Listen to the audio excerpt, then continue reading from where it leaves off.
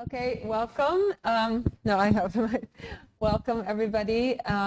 So the speakers today are going to be Rita Salvado from the Wool Museum in Covilhã, Filipe Barata from UNESCO Cátedra for the Preservation of Intangible Heritage, Nicola McBride from Atlas Loom, and Valentina Pilia will be joining us from Florist Textile Studio a little later. So we'll introduce our projects and then we'll go into a roundtable discussion. I'm Fatima Durkee from Passau Futuro, and we're working in Portugal to document and activate the artisan sector. So I wanted to just start the conversation today with a quote. I grew up in New Mexico, and this is from the Diné, the Navajo Indians.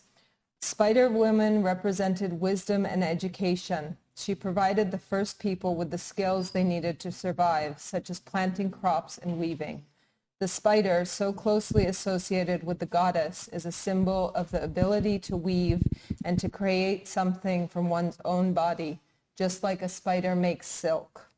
Young weavers are instructed to find a spider web in the early morning, glistening with sunlight and sparkles. They are told to place the palm of their right hand upon the spider's webbing without destroying or damaging the web. At that moment, Spider Woman's gift of weaving enters the young weaver's spirit, where it lives forever. So since we're going to be speaking about textiles, I wanted to honor all of the ancient weavers and all of the ancestor weavers, and ask that their wisdom come through in our decisions and in where we're going with our work today. So Filipe, I'll turn over to you so you can introduce your projects. Yeah, thank you very much. Good afternoon to the persons and people that are listening to us. I was the founder of a UNESCO chair, in fact, that is dedicated to intangible heritage and the safeguarding of intangible heritage. So sometimes in the middle of my way, I met the textile industry. What I want to introduce today is the two projects, different things I have done, because I need to say that I work especially in the Mediterranean area.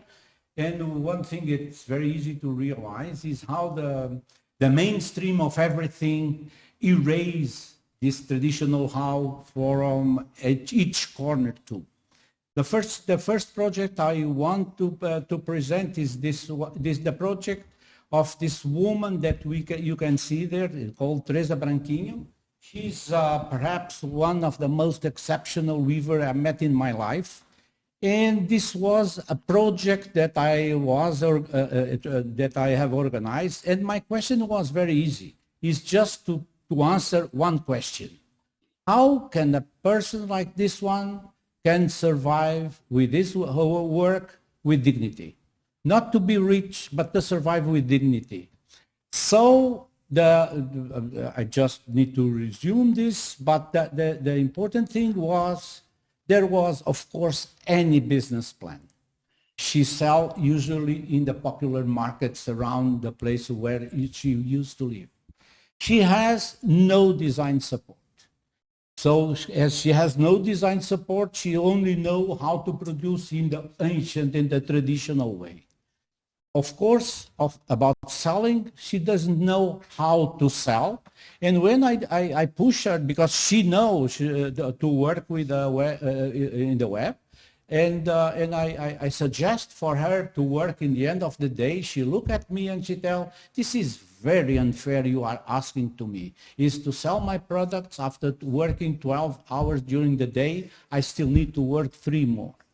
And of course, the final one is that she has no financial capacity for investing nowhere else. And the interesting part is the sad conclusion of the project. I wrote a lot of this about this, and the sad conclusion about this situation is, in each 100 weavers like this, no matter if they are just at the beginning of the profession, no matter if are in the end of the profession, perhaps I can save 4 in each 100. This is the sad part of the thing. But the second project happened in a quite different way. These 10 beautiful women are, I met them in Morocco.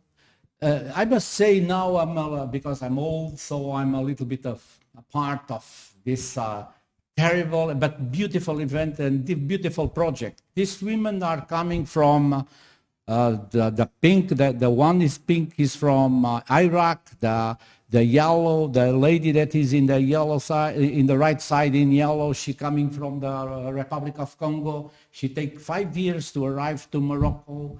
And these incredible women doing textile work. These women, they belong to a cooperative called Migrants du Monde, Migrants of the World. The beautiful part is in the foundation that I belong, that support these women, and we are dealing with refugees and we are dealing with migrants. We organize a cooperative, and what do we provide them? First, we provide them management support.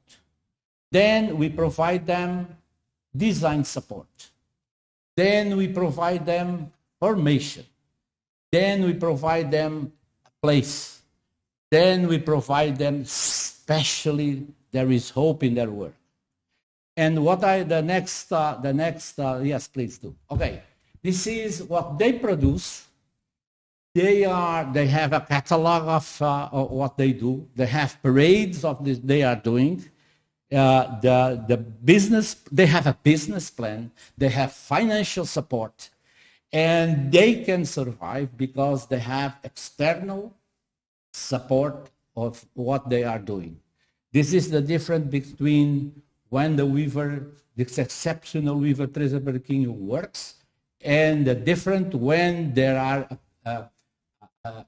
support that we provide, the foundation, not we. The foundation provide to these exceptional, they are also exceptional women that I showed you before. Thank you very much. Thank you. Okay, and we'll let Nicole. Nicole's going to produce. Hi, everyone. I am Nicola McBride, and I am the founder of Atlas Loom. So just a little bit about what Atlas Loom is. It is a startup that is marrying textile waste and artisanal methods and preservation for the handicraft sector. So to continue, just to tell you a little bit, so here's our impact program that we're going to be developing. But let me just actually backtrack for a second and tell you a little bit about my background. So I've worked 16 years in the fashion industry in New York City, and I worked at Christian Dior, I worked at Holt Renfrew, which is a large department store in Canada, and I worked most recently at Amazon, starting up the fashion space at Amazon. So my background has been in product and marketing. So very, very, very grateful for this experience to work in corporate America, if you will. It was an amazing educational experience. But one thing about corporate America is I really feel that you end up leading with your mind and then also a bit of more of your, I don't know, what is it, your solar plexus chakra, if anyone's into the chakras. It's more of the ego center. And so I was missing something from the heart, something from my passion, just something that really spoke to me. And I think that was something that was really missing in my life. So I decided I was going to take a little sabbatical. I took a year break and went and traveled the world so I could find like what is it that is like really my calling and what do I feel really engaged with. So I went around to Morocco, I went to India, came to Portugal many times, Spain, Mexico, and at the end of it, really like two things really stood out, and that was people and planet, and people from the sense of like I absolutely fell in love with handicraft and artisan, beautiful, just it to me just touched my soul because we were like looking at our heritage, we were looking at like our birth, where we come from, and there's just something so special about it. So handicraft to me just really touched me, and then also the planet, because I've worked in fashion for a number of years and I've seen the cycles of fashion and how we continually are, you know, a long time ago we'd have 2 collections a year. It was fall and it was spring, and then that turned to 4 collections and then 5 collections and 6 collections and then a million collections, and then there was no collections in sight, and you're just constantly producing, and there wasn't a lot of thought into the aftermath of what would happen. So that was something I was conscious of. And so I remember watching these women who in Morocco, actually, and they were weaving these really beautiful rugs that were made from textile waste. And I just remember thinking, wow, that's incredible. Like, instead of throwing it away or it's just something we don't think about, we're actually creating a new purpose for it. And so that was really special to me. So this is the impact vision of an impact program for the future that I've really been speaking to Fatima about, and I'm excited for the future of. And that's really bridging the gap between fashion's textile waste and just textile waste in general and artisan preservation, and thinking of really creative ways in which we can marry the two. So our aim is to bring the world beautiful product and better systems that protect people and planet. So next slide.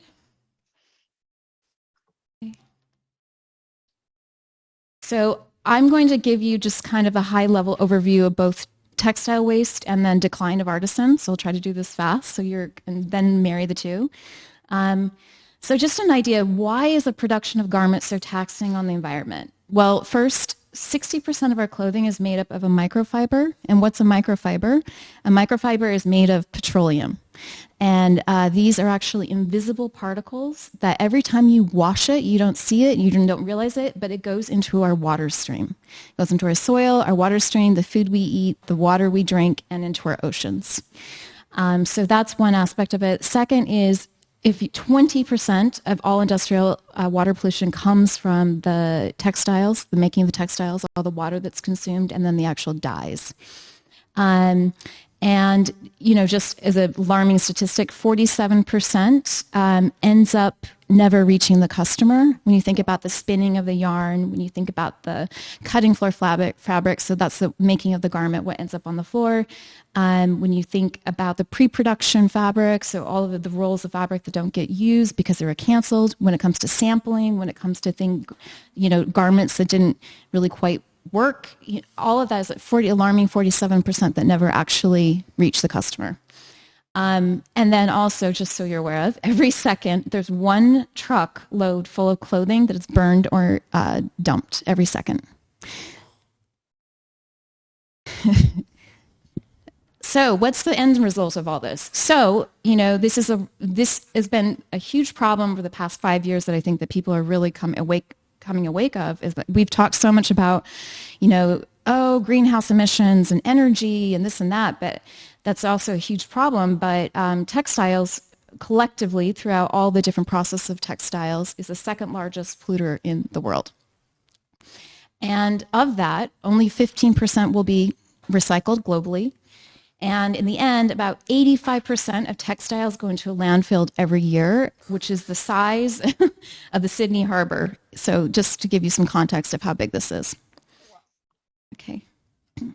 And on top of that, garment production has doubled since 2000. A lot of that has to do with fast fashion, and continually we keep buying and buying and buying more clothing. So kind of asking, so why is only 15% recycled? Like, what is the reason behind this? So a lot of this has to do with the fact that it's actually quite difficult to recycle clothing and fabrics. And why is that? Well, synthetics, the microfibers, they they melt during the recycling process, so it makes it very difficult. Not to mention that every time you do through recycling process, it shortens the fiber. So when you shorten the fiber, it actually becomes weaker. And then the waste collection and sorting system is a little bit catastrophic and difficult. And like I said, post-consumer waste is difficult to recycle, as I was mentioning. But there is some good news. In 2025, textile waste will be mandatory and be part of consumer recycling bins. And there's some breaking ground technology out there, some called New Cycle and Recover, that work with post-consumer waste recycling. And there's a number of others. So there's a lot of ground being broke at the time, but there's still quite not enough to manage all of the waste problem. So this is just a quote. It's important to know just how big the textile market is. If all the chemical recycling technologies out there were fully scaled and had 10 major factories, we'd still never touch elbows to elbows how significant the size of the total addressable market is. So every recycling, upcycling, downcycling idea is welcome to the table. So a brief overview, the decline of artisan handicraft, which I think this table knows very much about.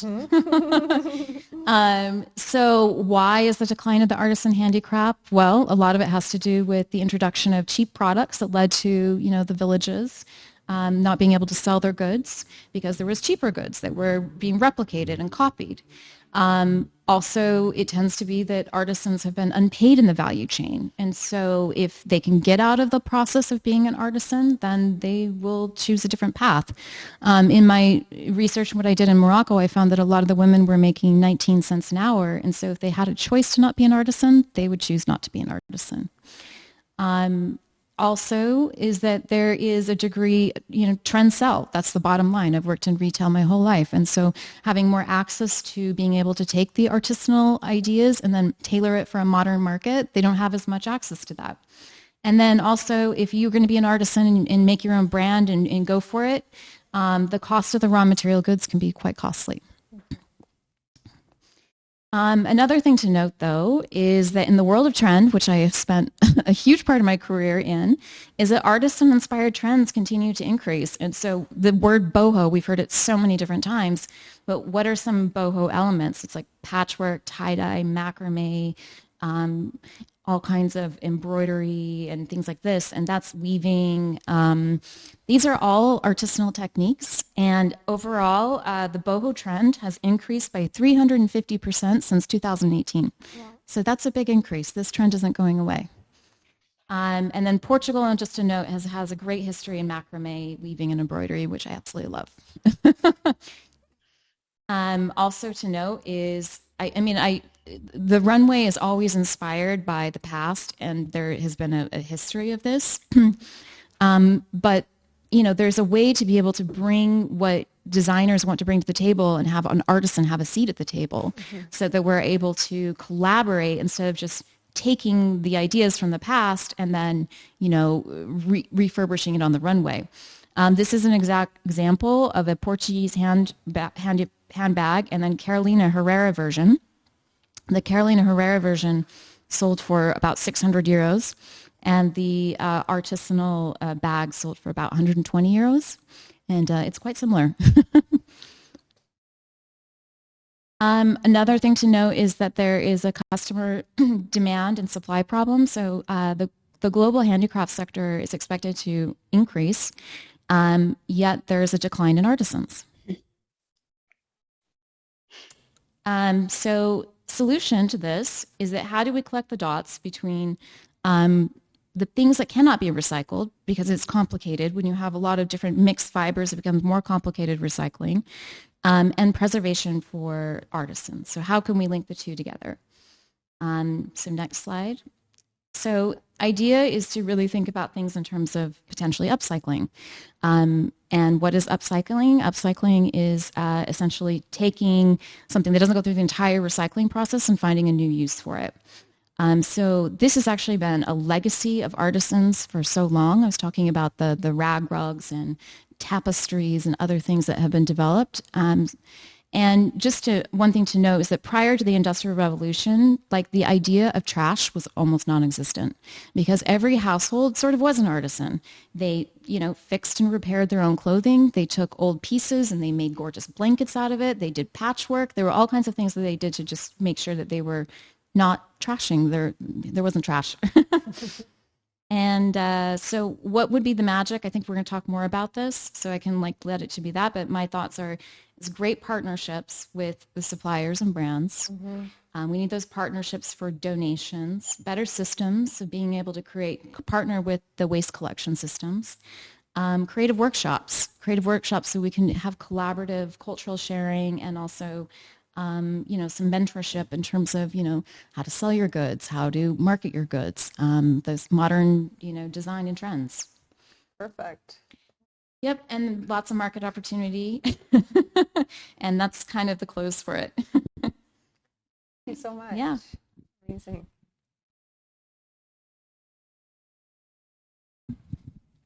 Great. Okay, so I'm going to briefly introduce Rita or Flores. Okay. So I'll just briefly introduce Flores because Valentina had her son was ill and she'll be here shortly. So Flores Textile Studio is a new textile studio in Lisbon that is working with artisans all over Portugal and also artisans in other countries. So these are examples of some of the work they're doing, and they're targeting the industrial design sector and architecture sector. And the way they began was actually contacting the different artisans and starting to get samples of their work and collect. You can go a little bit slower, sorry. Start here, we can stop there at that one. They start to collect samples of the work of the different artisans and show them in their shops so that people can come and make their own custom pieces, and also so that they can make custom pieces for their clients. So in a way, they started to become kind of a material library of textiles in Lisbon. We can go to the next slide. So you can see here where they're starting to put the different patterns together. Slide. Going, and the idea was really that we don't, as if you go to an artisan in Portugal, oftentimes they don't actually have samples of all of their work. They don't know how long something's going to take until they try it out. And we are facing this day to day with the artisans. So something that this is bringing to the table is how can we collectively start to help the artisans market themselves better and make it easier to make orders with them, and also make it easier for us to work with them, not necessarily being in situ. So Valentina will be here shortly, and she will speak more. But here you can see, for example, the rich culture of textiles here in Portugal that they've been collecting. Okay, and now if Rita could please present. Sorry, I didn't know how long their slides were. Rita, are you there? Yes, I'm here. Wonderful, welcome. We can hear you. Thank you, and I am here at Covilhã and joining you. And it is important because I am talking to you about this identity of City Factory.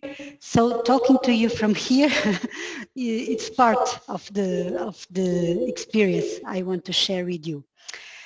So maybe I just present myself very shortly. So I am a textile engineer. I am a professor at the textile department of the University of Beira Interior. So I have been engaged in the textile engineering education, and then I was committed in the fashion design education, and recently I have been involved in directing. I have the honor of being directing the Wool Museum. It is a museum because it is a museum of the university, and I will later on present to you because it's one of the big projects I want to present to you. Indeed, the big project I have, it's to create synergy between these different approaches: textile engineering, design, and now museology. And this has been really very challenging for me. So you are seeing pictures from our collection at the museum. These were pictures that Fatima took when she visited us. And you see, these are draws from fabrics, like these samples you are seeing now. They belong to our textile collection. It's a very significant textile collection, and this is a work from our educative system in our textile atelier, textile lab, where we made several workshops and activities based on the learning of the techniques. So, and now maybe can I show you, because there is something I want to talk to you about the difference about techniques and technologies. And that is something that we can very well understand just visiting the Wool Museum. Maybe, we cannot see the other images, I think. No. Okay. So just, because just to, the Wool Museum has several poles. And the first pole is located at the Royal Textile Factory, and the exhibition is focused on the manufacturing. So all the operations were made manually. And that Royal Textile Factory was a very important decision in Portugal in the 18th century that the Marquis of Pombal made to support the industry that was growing, and that because Covilhã was well known at that moment already for being a big producer of fabrics, of wovens. And our first pole, it's located in a building that is classified, historically classified. It's a monument. And the second pole of the museum is located in also an historical building, but focus the ambience of the factory. So these two environments, the manufacturing textile, that is the pre-industrialization period, and then the industrialization and the ambience of the factory, it is a very interesting experience to understand the differences between techniques and technologies, because the techniques can be the same, but technologies have been evolving, and so we tell this story at the museum.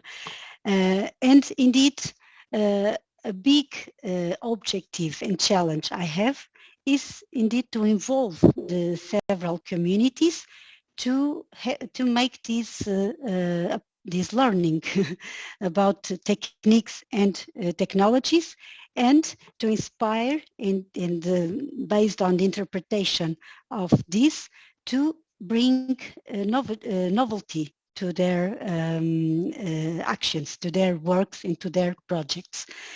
And we have at the museum organized, a very well organized textile collection, and we and the database of several digitalized samples is available. And we have the textile samples, we have the drawings to make the industrial products, and we have the industrial technical guidelines to produce it. And we have safeguards and collect this from several companies that were producing in the last century and that are now closed. But you know, this knowledge and the textile industry is still a very dynamic and important industry and economic developer of the city. So right now, textiles are still the products that are exported the most in the region. And also, and I want to conclude this, the museum is a museum of the university. The university is strongly committed to the safeguard of the industrial heritage. The collection at the museum of the university is very diverse. Several industrial buildings, so all the campus or the majority of the campus are based in historical buildings that are requalified, and that is really very amazing. We were celebrating today, indeed, the European Academic Heritage Day, and UBI is a very singular and is a very good example on that. But just to tell you, the collection we have, so includes buildings, but includes also textiles, documents, all the documentation from the associations of the industrials, Grêmio dos Lanifícios dos Industriais da Covilhã, Grêmio dos Industriais de Gouveia, and sorry to speak in Portuguese, but so we have several documents, textiles, machines, equipments, and we are in the heart of the campus of the academy, and still our big challenge is to involve these different communities, involve the workers of the factories to share their knowledge, involve the academy to inspire on our collections and study them, to involve the citizens from the city, to involve all the people, very numerous people who are interested on learning textile techniques. And this is challenging us because this is a problem of really communication. We have this amazing textile collection, and the interpretation requires some technical knowledge. So if we want to communicate with designers in order to bring them to us, to our museum, and to use our collections, we have to communicate in a specific way. If we want to communicate with art crafters, we have to organize workshops, then connect with our archives. So we have to communicate in a different way. If we want to communicate with citizens, with the consumers who we wish to value our heritage, our knowledge, we have to invest on education. And all this is really a very big challenge. It's challenging us on the way to communicate with these different communities, because we believe that to be really sustainable, it's a question of involve everyone and involve all these communities, involve art crafters, but involve also the people who will buy, who will use the products, and who will value the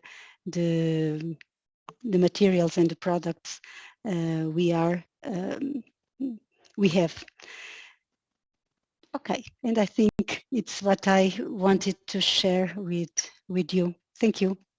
So much, Rita. That's really beautifully said, and actually it's a good headway into our discussion, because the way that you have been able to document the textiles in Covilhã, given that they came from a kind of an industrial setting where the different factories, although they have closed, they had very good documentation of their textiles, I think is exactly what we are, given Nicole and Flores and Pascal Futuro, all looking for in terms of the artisan textiles, the artisanal textiles.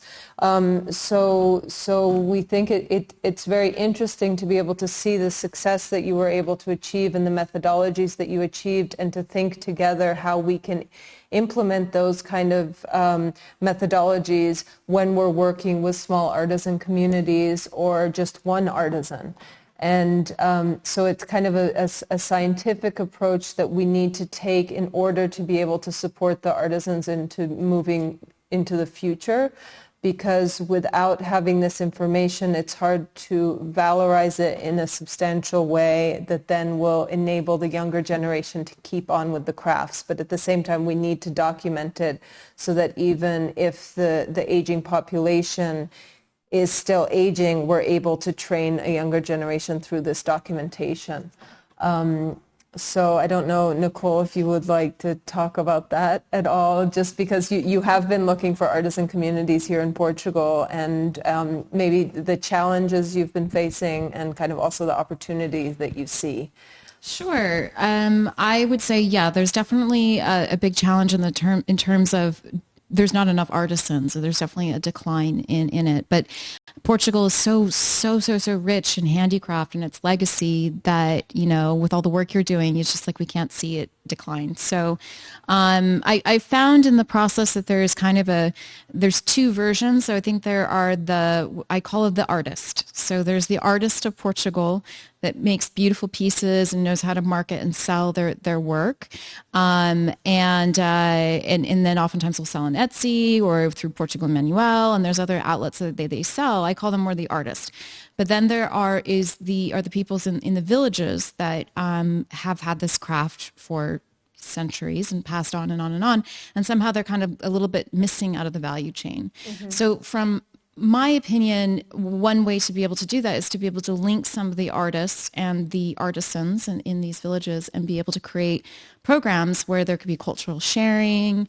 I think there's a lot of cultural sharing and education that needs to take place, but that's one thing that's definitely has come up in my research and travels. Mm-hmm. So there's a big gap between the two.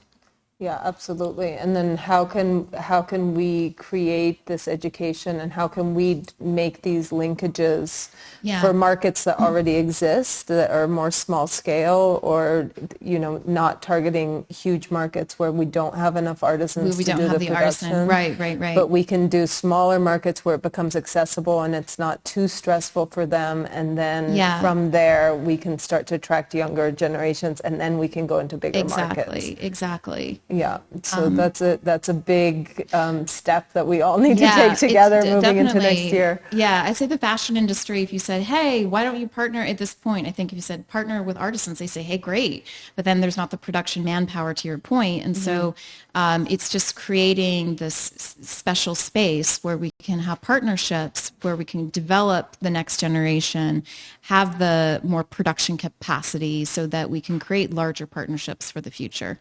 Yeah, absolutely. And I think that's where, when Valentina comes, where it's interesting, because working, and also with you, because working in the interior design market, or working instead of textiles for fashion, looking at textile for product, where even, for example, a rug can sell more than a blanket, and you can take traditional rug weaving, blanket weaving techniques, and you can make rugs out of them and sell them for more, which gives the artisan more money, which enables them to pay for another person to help them. And so it's also rethinking where the techniques are going to be used. And also in the case of Rita, it's like seeing, okay, we have all these incredible patterns that did come out of Portugal in an industrial level, but how could those be taken maybe into a handmade piece? So using the research that you have and all of the books that you have of patterns, and how we can kind of start to blend the two worlds. How do you think that? What do you think about that, Rita? I think it will be really, it's an opportunity still that we have to explore, because the industrial technological process, the textile industrial technological process is very long. And all these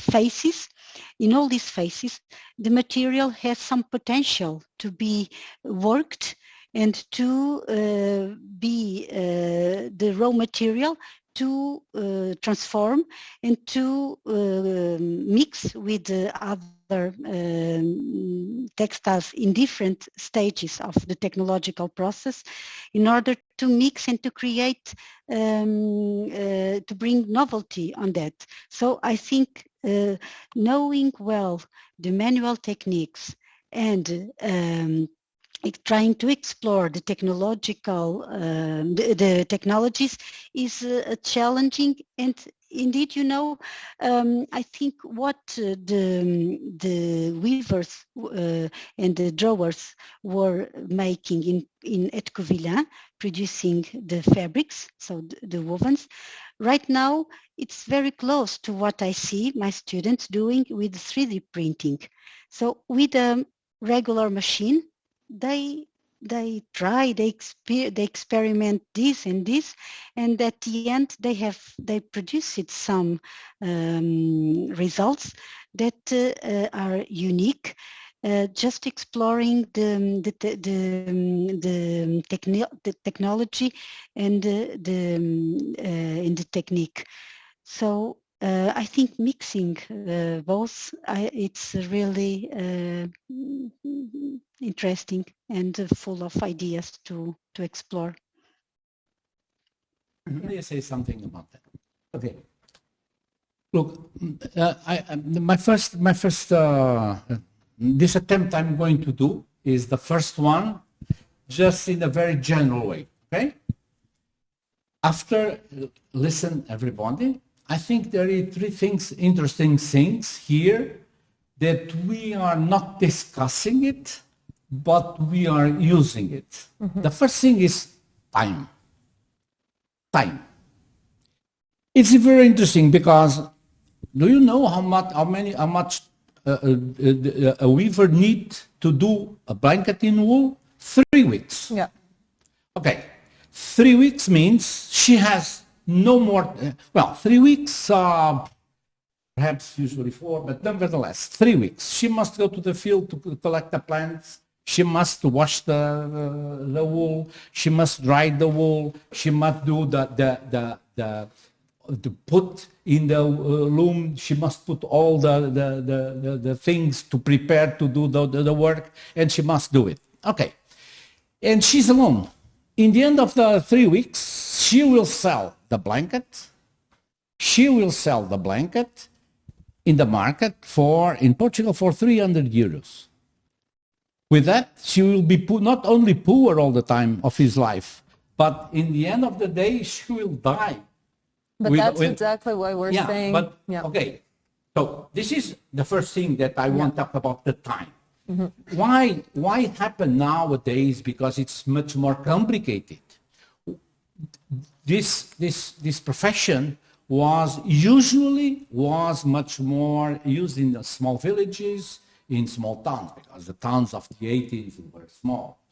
When they come to the city, they need much more time. They lose 2 hours in traveling, the mobility. They need to do the things for the food for the family and so on. So in the city, this is much more difficult to do so. So they have less time. This is why I talk about time. The second thing I appreciate very much Nicole's presentation, because she called our attention for another thing. It is about the waste. We are producing for the waste. In the resume is what we are doing. But moreover, this is not fair, because when I travel in the Mediterranean, that I think I know a little bit, it is not the waste of the north side of the Mediterranean is much bigger than the waste of the south. So it is not fair for trying to look at the things as it is the same. No, it is not the same. No, they have not the same money to buy in the south and in the north. So the waste in the south, it's much less, it's much smaller than the waste in the north. And when we speak like this, it seems that we are doing the same. No, we are not. So the second thing for me is how fair we are doing analyzing this problem. The third thing is the general ideas. The third thing is the question of how to provide support. And to provide support is the key issue from my point of view, because what I think it is interesting is structural TCPL is this is a kind of conglomerate where you can find big industries, and there it could be some help, because perhaps we can find out a platform we can meet all of us, in the sense that the people that work alone can use this services, should I say like this, of the big companies, but the new designs, the new markets and so on could be explored by the big industries looking at the smallers. So this is a question of structure, seems to me. So time, fair, how fair we are talking about these things, and these conglomerates and cooperation, how we can manage. This is my first note, but general one. Okay? Yeah. And I think they all support each other, because I think that in terms of time, we need to give value to that time. Yeah. And we give value to that time in terms of what objects are produced.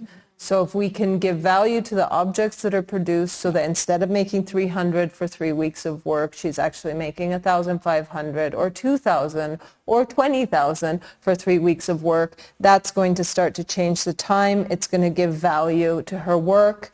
And then we can also give support. So we're giving design support in that way. And then also we can start to give network support and technology support. And I think that there's technology support in terms of being able to connect to the team. So how do we globally connect to somebody who's 80 years old in a little village? We need to start having younger generation people there who are able to do that connection. You know, I mean, even us working with artisans who are in their 50s and 60s, sometimes it's really difficult because, okay, they'll use WhatsApp, but they don't know how to send a photo and they don't want to look at their phone. And so we need to start to have the kind of a on-ground team of younger generations who are working with these older artisans in order to connect them to the support that then is, I think it needs to really be designed specifically per community, because different communities need different type of support. Don't you think, Filipe?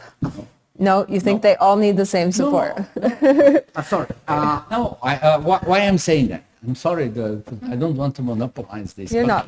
Look, my question is this. Okay, if I talk about the beautiful, the wishful thinking of the world I want, I am with you. Mm-hmm. The problem is, in the program Habitat of the United Nations, they say that in 2040, the population, 70% of the population will be in the big cities. And there will be 100, and I don't know, many mega cities, cities with more than 10 million. So the truth is, we are losing population in the rural areas where many of these people are. And we are growing our cities. So my question is about the support. There is two things. The first thing is how to try to address the problem and to tackle the problem in the cities and in the rural areas. This is the first thing I think it is important, because you don't need to imagine or to wish, because the reality is like this. And I just don't want to change the whole world. For me, it was enough. Now, for this meeting, it was enough just to address this problem. Mm-hmm. It is structures in the rural side, countryside. It is not the same than in the, and they should have. We should have both. We should have both. Absolutely. This is the first thing I'd like very much to say. The other thing is this cooperation. Perhaps I have not expressed myself very well, but I think the problem is, if I have a blanket that costs you 1,500, a lady from Madrid come here and I say, look, this is made by Teresa Branquinho. Of course you don't sell this. The only way to sell is this is the support structure where some institution guarantee that this quality and this important thing. Mm-hmm. So this is why I think things like the CBL are so important. Mm-hmm. It is the possibility to add value to this woman that deserve to sell this for 1,500. This is the interesting part, and this is why I think it's different than the things that it is made in the city and in the countryside. Mm-hmm. I come yesterday from a place called Salvaterra de los Barros. It is a ceramic small spot in Spain. They are in the middle of the mountain. But they survive. Why? Because the region of Extremadura say this is the good place to buy ceramics. They have this support I'm talking about. Mm-hmm. And they are in the middle of nowhere. Okay? Can I? Yes, please do. Yeah. I'm a person who throws ideas out there and see what Okay, sticks. So great. you take it or leave it. Okay. So I just wanted to circle back, Fatima, to your idea of like, okay, so how can we connect the young generation to the older generation? And I was talking about how a lot of the textile artists, they actually do know how to market their goods. They happen to be younger. But one thing that I noticed in working with them is that it's harder for them to scale too, because they need ateliers, they need manpower. So they end up really, really backed up, and it's really challenging to book their time because they have like really, really tiny teams. And I know that they are like all very keen to support their country. They're very keen to also scale their businesses. And it just makes me think that potentially, there's a lot of amazing textile artists in Portugal, a lot, that maybe there could be a collaboration between textile artists and like looking at like, all right, how do you want to scale? Let's talk about this. And then how could we connect them to the artisans nearby of Portugal? So that's one thought that came to me. I specifically work with, for a little while, Vanessa, I'm going to say her last name wrong, Barago.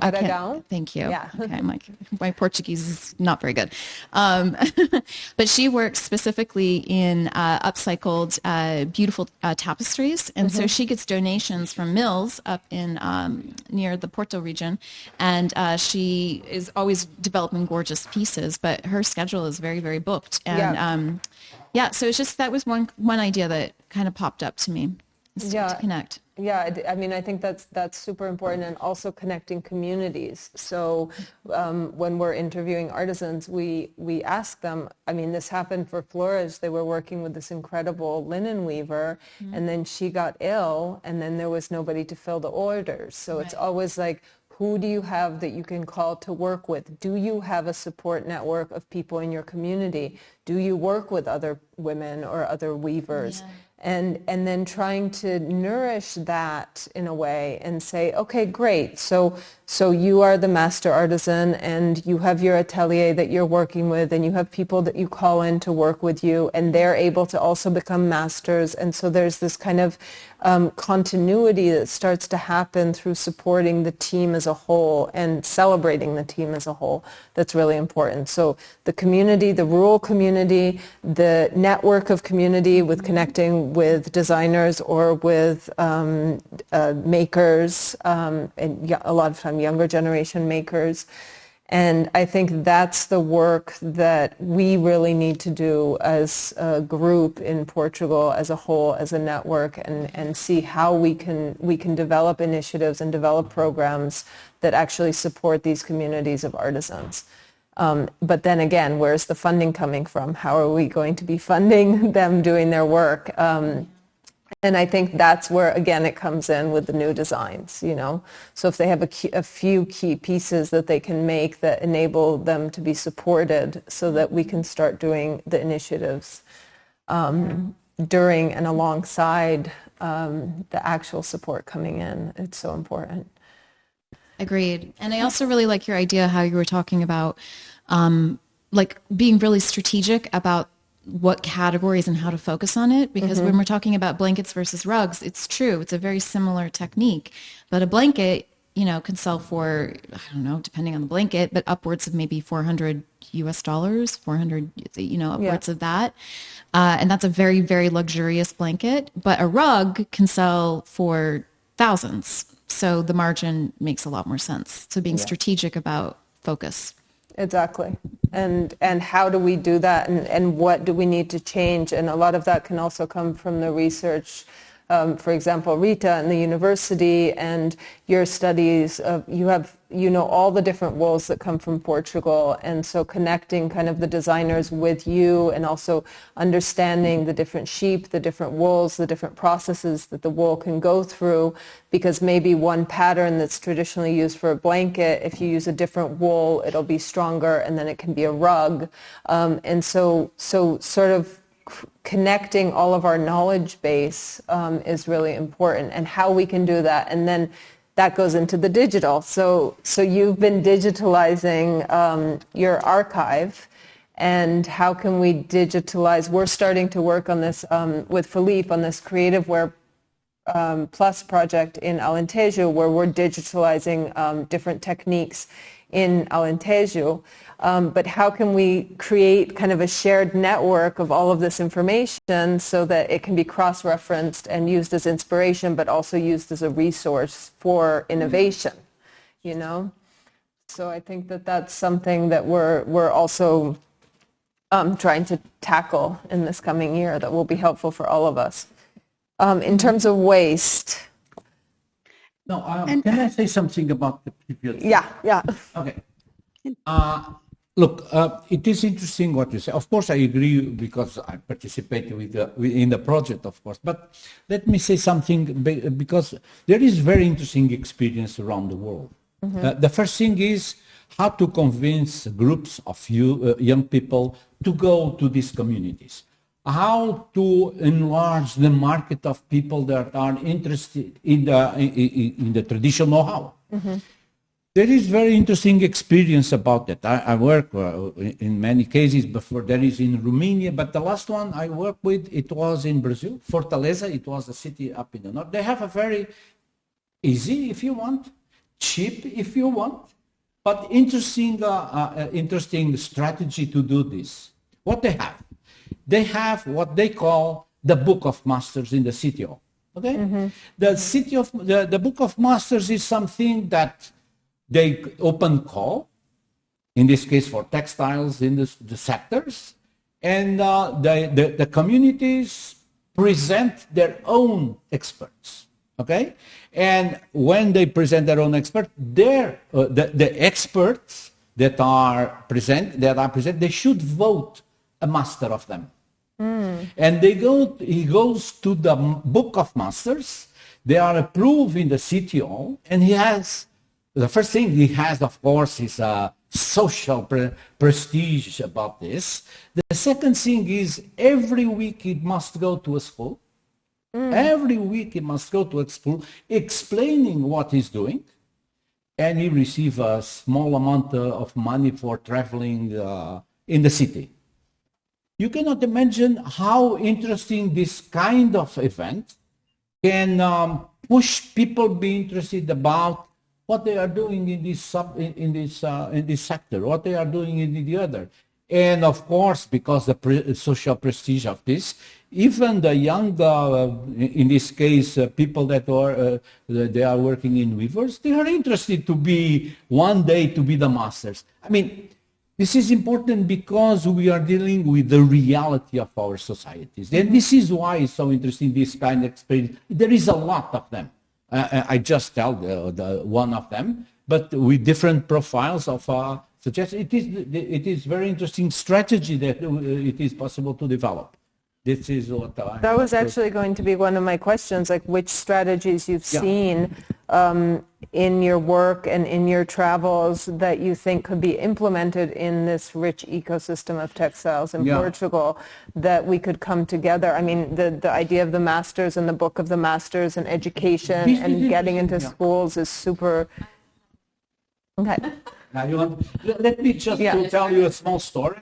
Because I'm working in Cape Verde also, as you know, I work in a lot of places.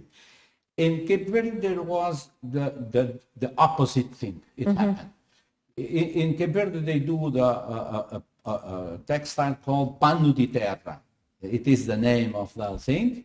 And the women usually do this, and they were quite used to be belts. But with to belts that the young people use this as a kind of fashion. The problem was that belts were used anymore in the jeans. They abandoned the use of belts with this elastic. And so they are almost disappearing. How linked are the product and the fashion and the recognition of the importance of the thing. I just had my brain goes on like brainstorming rants, so excuse me.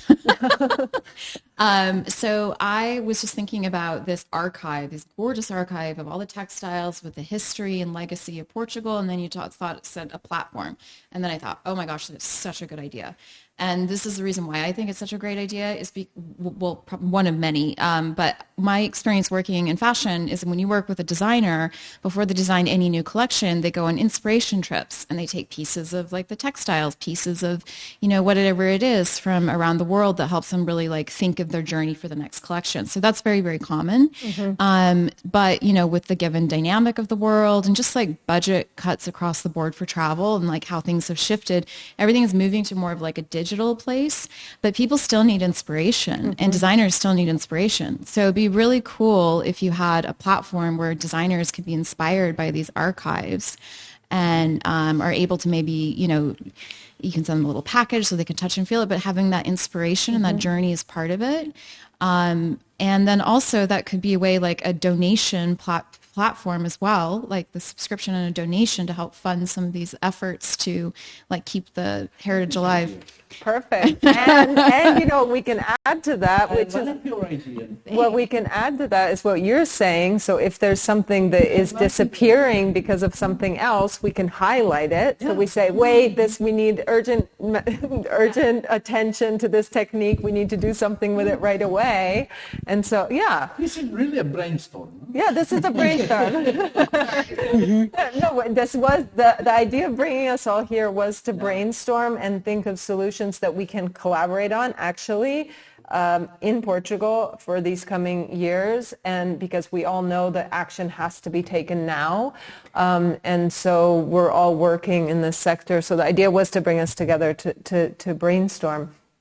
May I say something? Yeah, absolutely. Just to go back again to this keyword of time, because I don't know, are you listening to me? Yeah, we hear you.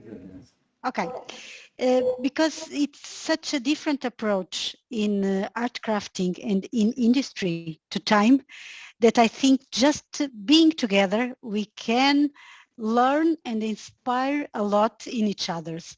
And I was listening, Filipe and you, and I was thinking really taking a look with the experience and the art crafter eye, taking a look on the technological process, we understand that the heterogeneity, some irregularities that some industrial products have are planned to produce something at the end that is closer to the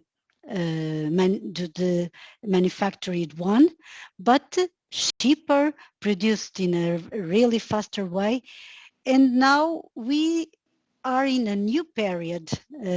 Now we are facing with time with a new approach, all of us, after this experience. We value time, and all society, I think the work, being at the work, even if it is at the manual loom or if it is at the factory, right now, the work is the value. It's not to build something to the future. We want to use it, to use the time right now in the present. And this is very, very strong in our lives nowadays. So I just go back again to say, I think that these two communities, if they are together looking for a master, I think they can inspire a lot each other, because they have knowledge that they share, but they have really different perspectives and approaches that can help a lot both sides. So I really think the museums also are a good place to give support on that sense to the art crafters, for instance, because indeed visiting a museum, it seems that maybe they are machines but the people who can have ideas are really the people who understand the techniques and understand what those technologies are main to. So I think this cooperation and I think looking to really the industrial approach and for the contents that are already available, for instance, at industrial museums, may be a powerful learning tool. We'll come visit you soon. Because I think absolutely, just from the standpoint of documentation and then also the standpoint of which technologies can be helpful without taking over completely the handmade. You know, like some of the weavers that we work with, they don't want to do anything with a machine at all. They don't even want to do the carding of the wool with a machine. So of course then the pieces take hundreds of hours more than if we could at least do the carding of the wool by machine. So it's also how can we introduce some parts of the process to be done, okay, even if hopefully they're going to be solar powered carding machines in some of the villages so that people can go and card their wool.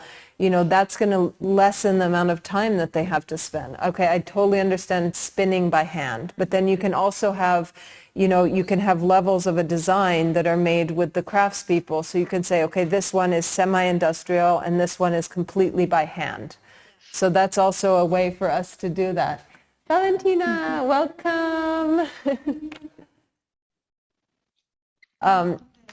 Yeah, good to see you. Welcome.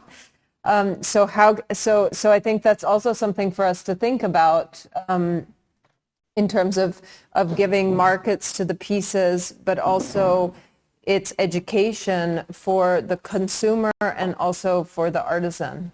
And that's something that we can learn from the industry, because the industry, it was kind of, they took over almost everything by machine, and now we need to kind of scale back, but we can see where we can introduce machinery, right? Or I mean, with the recycling fabric, are you using any machines to, yeah, so you do have to, I mean, to rip the textiles and... Yeah, you have to use, honestly, technology to go through the process of working with anything. If you're doing with mixed fibers, or if you're dealing with post-consumer, you need technology to go the spinning process. So I think they kind of need to go hand in hand at some point.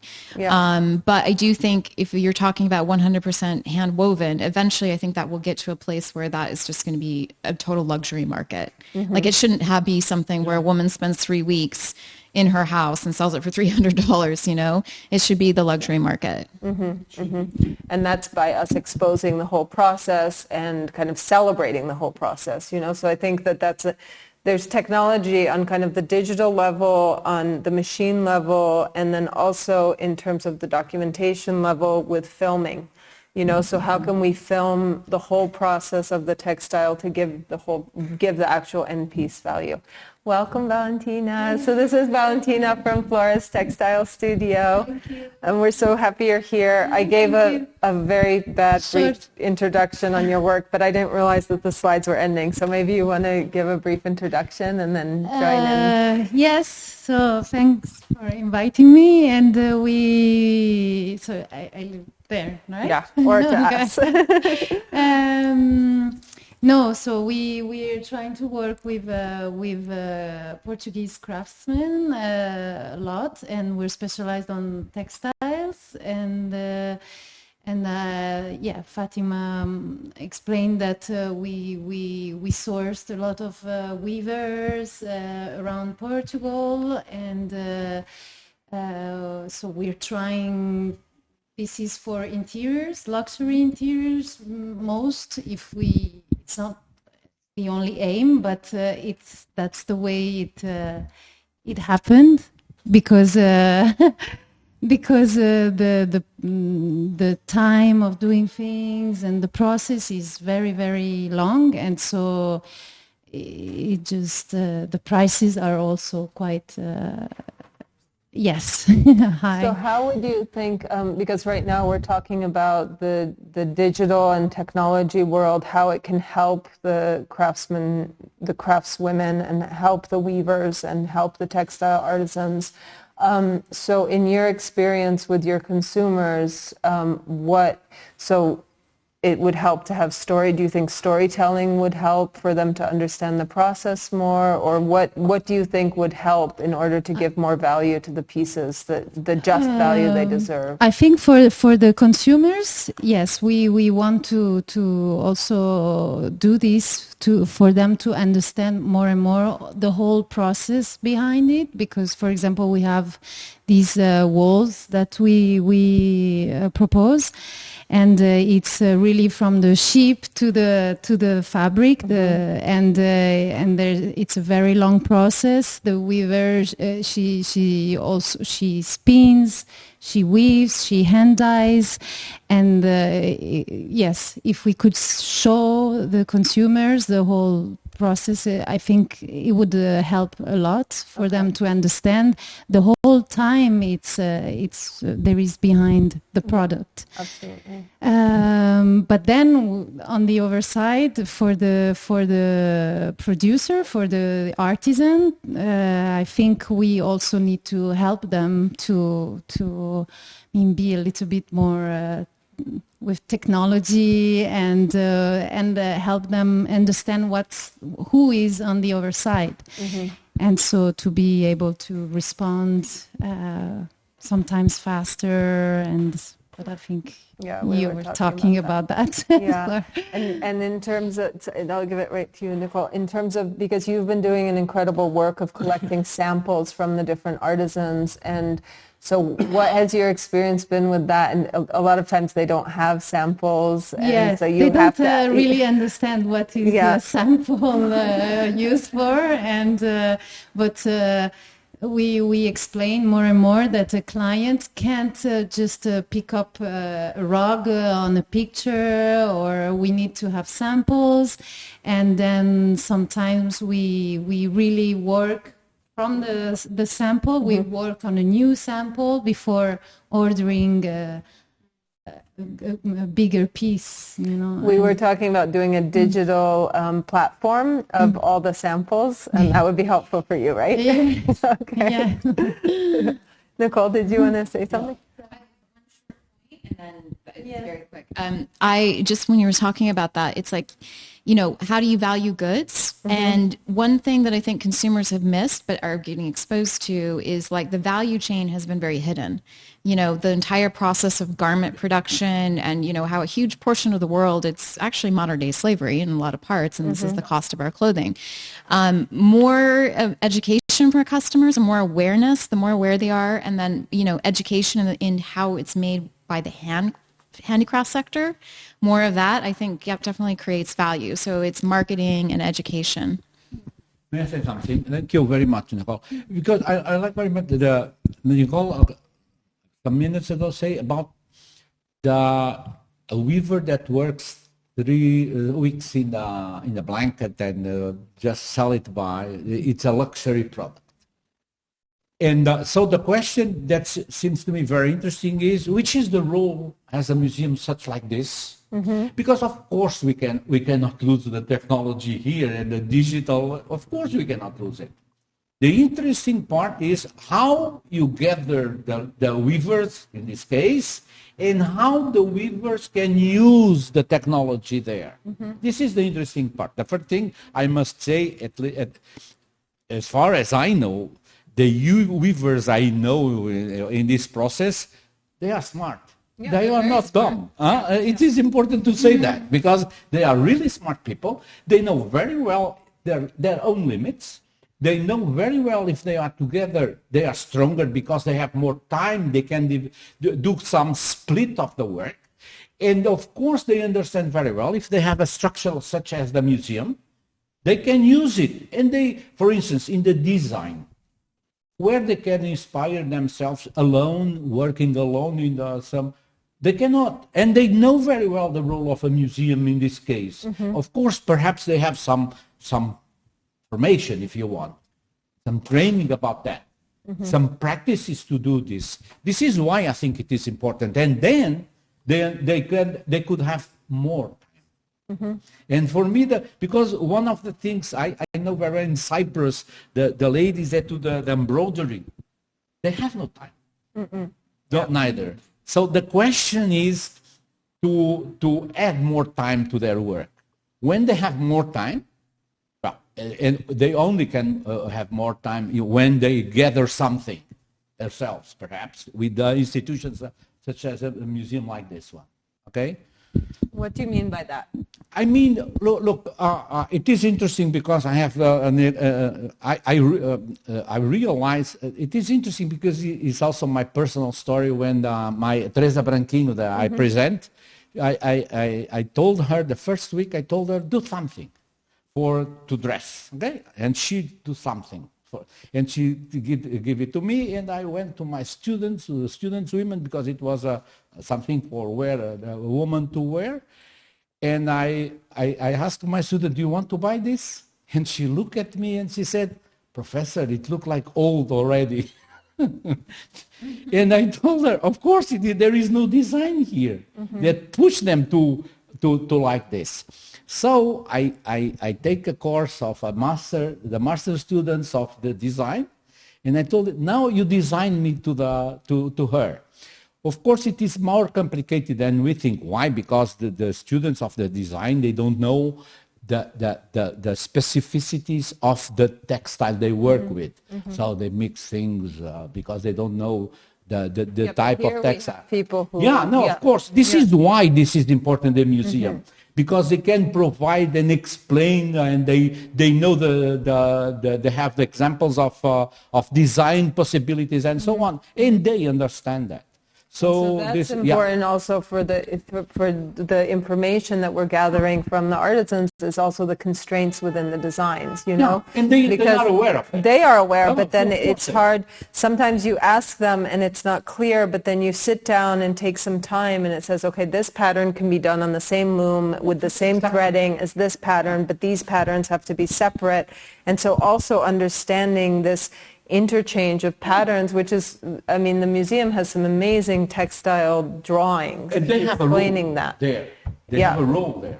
Yeah. So that's also an important thing.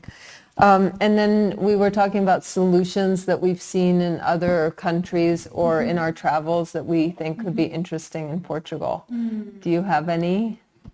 Solution? Yeah, or initiatives that you saw working with artisans in other countries. $1 million question. No, I should have thought about this before, a solution like this. No, but I think the work you do is already amazing to help these people,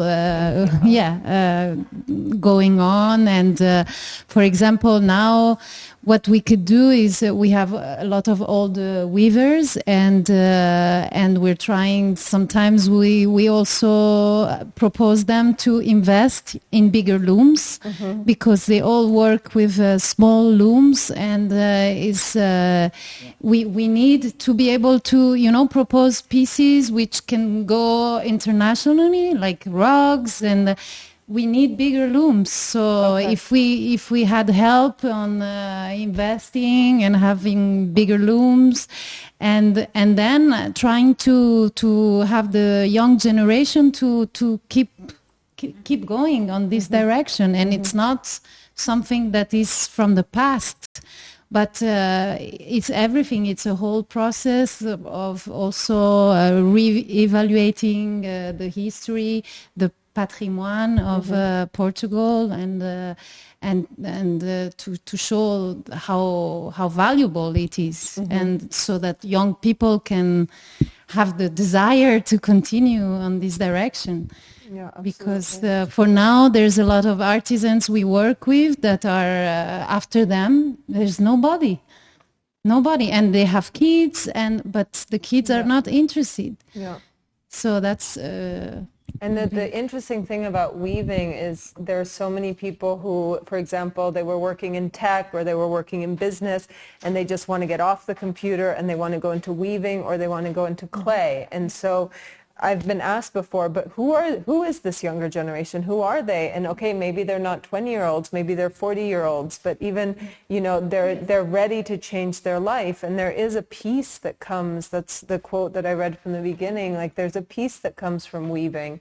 And it is such a beautiful, beautiful art form, and it's a mathematics, and there's so much richness there that maybe, it's not about trying to attract people who are unemployed or just out of school or who failed school, but instead trying to attract these people who want a life change, who can value this art and carry it on with this value and this honor, Yeah. Absolutely, yeah. We also work with people who do linen, who cultivate linen. And so at the beginning, they're more agricultural people. And then the lady started developing this. And so now the whole family is on this thing. And I think it's, yes. Yeah, so that's the idea of the farm to textile or plant to textile, which there's so many people going into permaculture and going into biodynamic farming, and weaving just fits perfectly with that. So it's also trying to find, like, how do we attract those people to these little villages? And those are people who want to be in rural settings, So it's kind of just a matter of, we have 5 years to do this, if that. So how can we do it on a mega scale all over Portugal, But I think that the platform and having the knowledge out there and collecting the information and also going around and documenting is a huge part that has to be done immediately, for sure. Yeah.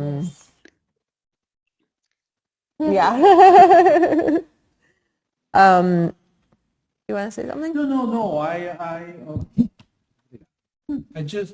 don't want to say to identify the exact, because I know some experiences where, very well-known designers, they use the work of the weavers, in this case in Italy, and I don't like what I'm seeing there. In Romania it happened, in Peru so it happened. They are exploiting the weavers in a very, very ugly way. So when we speak about we must take care about the things. Yeah, exactly. Yeah, in the practical terms, they are. But so this is a protection that needs to come in. Yeah. And how do we? It's. I don't want to be like, how do we protect them, or how do we, But how do we take into consideration in this exploration and in this celebration protection and fair trade and IP? It is intellectual property. Nicole's mind is tick. Mine is like tick, tick, tick, tick. It's always doing that. And again, they may be terrible ideas, but something that came to mind is that there's so many beautiful ecological hotels around Portugal that tend to be in where the artisans sort of live. It's quite common because people are looking to go and just retreat and get into nature and be a little bit like disconnected from cities. So it's quite common. Then I started thinking about like my background in retail, and like a lot of traditional retail is dead, but what is thriving is experiential retail. So having an experience with your retail process. So I don't know if there's a way, because it's like hard to have artisans go all the way up to cities and, do these things. But if you're talking in like ecological hotels, it's nearby and they have gift shops and experiences, maybe you can create some kind of like synergistic experience where they can create handmade goods, like, made to order. I don't know, just throwing ideas out there. Yeah, absolutely. I think the hotels in Portugal, it's a huge opportunity because they're popping up like mushrooms, and they're beautiful. The good kind. The good kind, yeah, the good kind, and they are, more and more aware of the ecology and aware. People want to have a healthy environment. People want to be surrounded by things that are local, and it's like enough work, but not too much work for the artisans, so they can, it's a way to start to. But we try creating experience, yeah. No, we also try to educate the customer that if they want these type of things, they also need to wait, and there's time that it needs to be considered, and we try to tell them, okay, if you want this type of rugs, we have to enter in the process of interior architecture since the beginning, because it's a long process, and sometimes they want an ecological hotel, but then they call you 2 weeks before and say, okay, please furnish all the... Yes. If you're talking about a consumer experience from being marketing product background, like if you get someone really excited about it, they will wait. Yes. So if it's like, taking a course on how you do weaving and seeing the whole process, and you're like, oh my gosh, wow, and now I can customize my own rug and I get to have it in 3 months. That's amazing. Yeah. So experiences, I think, can create that a little bit more of that value and wanting to wait. Yeah, putting your hands on the loom, putting your hands in the yarn, actually trying things out and understanding in your own physical body what that means. And then it's having empathy, it's having empathy with the weaver or with the embroiderer. Yeah, it's connecting you to the product because, these products have a soul. And so exactly. Exactly. But maybe again, I think this approach works well with people from 40s and maybe 30s, but younger people, they still don't need to relax, they don't look for therapy, so they will not look to weaving. They at least they will not feel attracted to weaving by that way. And I think to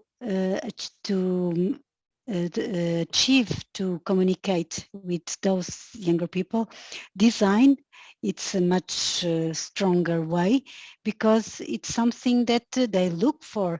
Design to become healthy, maybe those kind of relationships, looking to small villages, maybe looking for the health, because young people are very focused on the body, not only to dress, but also to have a healthy body. So maybe, as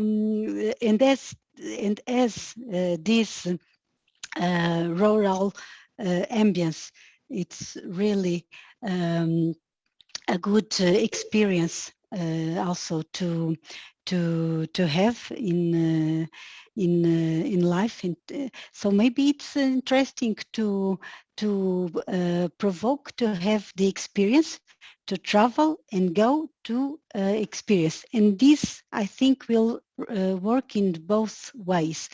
People to go and enjoy nature, and also people who is focused on art crafting to go and see fairs, see design atelier. I don't know if I have the right word. So I think putting both sides to go and experience the other one, it provokes really the interpretation and the reflection about how to change and to evolve. Goes into this idea of sustainability and cycles, and how we can look, in order for us to actually change the way we're living, we have to look at these cycles. And so if we're looking at the cycle from the plant all the way to the fiber, all the way to the textile, and then we're looking at the cycles of what's happening in fast fashion right now, and what Nicole was showing in her presentation, and the truckloads and truckloads of waste, which I know 20-year-olds, like my nieces and nephews, are terrified. They all have anxiety over this, and they don't know what to do. So I sat down with my niece and I explained to her, okay, this is like, if you find linen and you can wear the linen and it'll get softer and it'll last longer and you can have it for many years. And so now she's looking for used linen, so then people start to look at the textile industry differently when they can start to understand the textile, and when they see that it comes from a plant or they see it comes from an animal. and they want to be closer to that, and they also don't want all the VOCs. So this is, I completely agree that, and even taking really young children on these experiences to understand textile in a different way is important. Mm-hmm. And shopping in a different way. That will be very powerful. Learn to shop, to look at the clothing, at the labels. I think.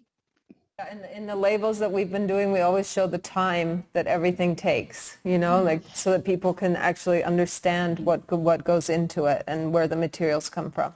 So we've talked sort of about social sustainability in terms of what we can do and what initiatives we need to do to keep the crafts alive in a sustainable way, and then also the environmental sustainability and the economic sustainability. So we're focusing on all three of those. May I say, may I say just a word of hope?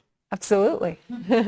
No, it is in the last 23 of April, the President of the European Commission proposed a very nice idea, and I like nice ideas. It was what she called the new Bauhaus. Yeah. It was based in three words, three concepts, if you want: beautiful, together, sustainable. So this is my hope for the future, and especially in textile industry, what we are talking about. Yeah, this is a word of hope. It's a beautiful thing, isn't it? Yeah. Yeah, the living future, they also incorporate beauty. And it's such a, beauty can be so many different things to so many different people. So it's like, how can we define that, but how can we also, and we've been thinking about that a lot with artisans also, instead of, it's like, okay, there's problems and there's issues and there's solutions we need to come up with, but there's also an element of taking time and celebrating and honoring. And then if you do that, all of a sudden everything starts working. It's really, we've been putting that into practice, and it's really spending time on that and spending time with the people and giving this value through our experiences is so important. Does anybody have anything that they would like to add, or any ideas or questions for each other? No? Rita, do you have anything? I was really, I liked very much these three, and talking about this new Bauhaus, because indeed textiles have been so powerful to bring us beauty and to make us learning how beautiful we want to be, because we use them in our home. We dress them every day, so we have really to be able to go deeper and look to the product and understand everybody, understand how much time it took to really value it. All right, Rita. We'll come visit you soon. We're going to come up there for sure. I hope. Yeah, I think all of us, yeah. I can't wait to I do hope. Yeah, that would be wonderful. Well, thank you everybody so much. Thank you. I hope this is the beginning of a deep collaboration. I have a feeling that it is. And we'd like to thank so much the Third Floor team and the Creative Wear team and also the TLBC team. Thank you so much, and everybody have a great day. Thank you. Bye. Bye.